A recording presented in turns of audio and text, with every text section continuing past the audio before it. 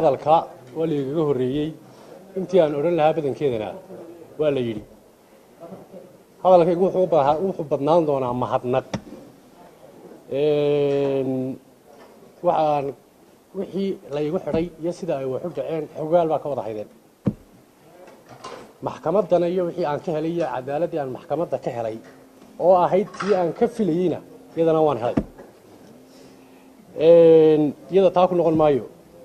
haddaba waxaan u mahadnaqayaa halkan mahadnaq ballaadhan uga jeedinayaa dhammaan dadweynaha reer Somaliland ee gudub iyo dibad jooga kuwaas oo ka dhiidiyay isla markaana dareen fiican oo walaalnimo leh igu hiiliyay waxaan u qabaa si hiilka aniga ii hiiliyeen in ay cadaaladda guud ahaan u hiilinayeen waayo wixii aan anigu ka hadlayay la igu xidhayba waxaan aaminsanahay wax cadaalada oo wanaagsan oo naftayda ku saabsanay ahayd dadkaasi aad baan ugu mahadnaqayaa waxa kale oo halkan uga mahadnaqayaa bahda aanu halabuurka isku nahay oo aan ii kala harin oo waxa aan isku ahayn wadaaginay muujiyay haday qoraa tahay iyo haday halabuur tahay waxa kale oo aan u mahadnaqayaa garyaqaanada Somaliland gaar ahaan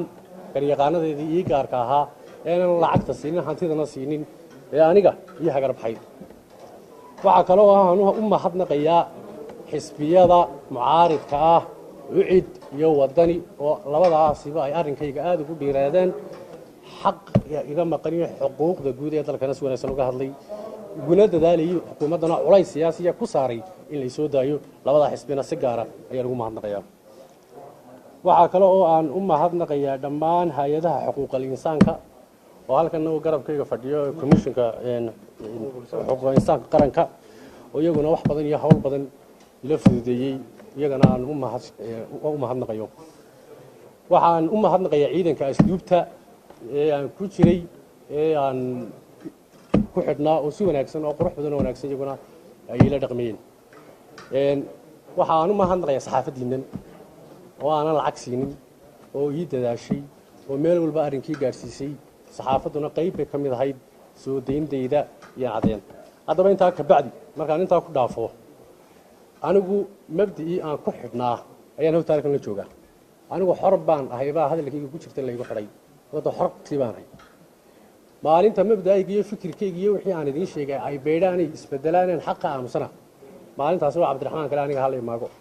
anigu xusbina kuma jiro saddexda xisbi waa saddex xisbi qaran waa saddex aan wada leeyahay waa saddex aan wada maagi karo mid walbana asluub iyo dhaqan mariyo waxaan aad iyo aad baan idin salaamayaa assalaamu calaykum